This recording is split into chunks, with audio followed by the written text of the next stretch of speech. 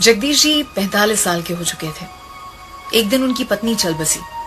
उन्हें जाने वाले सारे दोस्त और रिश्तेदारों ने उनसे कहा कि फिर से घर बसा लो, फिर से शादी कर लो। जगदीश जी ने कहा कि मुझे जरूरत नहीं है। मेरी पत्नी का दिया हुआ सबसे बेहतरीन तोहफा है मेरे पास, मेरा बेटा। उसे सफल बना पाऊं, मेरा जीवन अपने आप सफल हो जाएगा। जगदीश जी ने उसे अच्छे से पाल पोस कर बड़ा किया।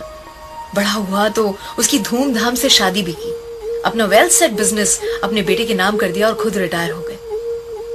1 साल हुआ होगा इस बात को और एक सुबह जगदीश जी थोड़ा जल्दी अपना नाश्ता करने बैठे हुए थे। उन्होंने कहा अपनी बहू से कि बेटा, ये पराठे थोड़े रूखे सूखे लग रहे हैं, थोड़ा सा दही मिलेगा क्या, 1 कटोरी भर अगर है तो। बहू ने साफ कह दिया कि पिताजी दही तो बिल्कुल नहीं है। अब जब ये कहा तो बेटा नाश्ता करने टेबल की ओर ही आ रहा था, उसने सुन लिया। जगदीश जी अपना नाश्ता करके टेबल से उठ गए और उसके बाद बेटा और बहू दोनों नाश्ता करने बैठे। तब बहू ने ढक्कन के नीचे से 1 कटोरी भर के दही निकाला और अपने पति की प्लेट में रख दिया।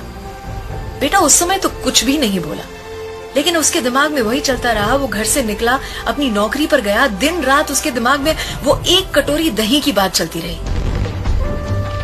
दूसरे दिन उसने अपने पिताजी से कहा, पिताजी चलिए हमें पंडित जी के पास जाना है, आपकी शादी की बात कर आया हूं, आपकी दूसरी शादी।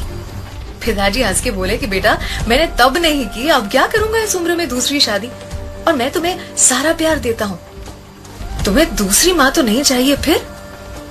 बेटे ने कहा कि पिताजी ये मैं अपनी दूसरी माँ लाने या आपके लिए दूसरी पत्नी लाने के लिए नहीं कर रहा हूं, ये मैं इसलिए कर रहा हूं ताकि आपको अपने हिस्से का 1 कटोरी दही रोज बराबर मिलता रहे। कल से मैं और मेरी पत्नी एक किराए के घर में रहने जा रहे हैं और मैं आपकी ही ऑफिस में काम करूंगा, पर एक कर्मचारी के तौर पर। पगार मिलेगी मुझे ताकि मेरी पत्नी को 1 कटोरी दही की कीमत सही से पता चले।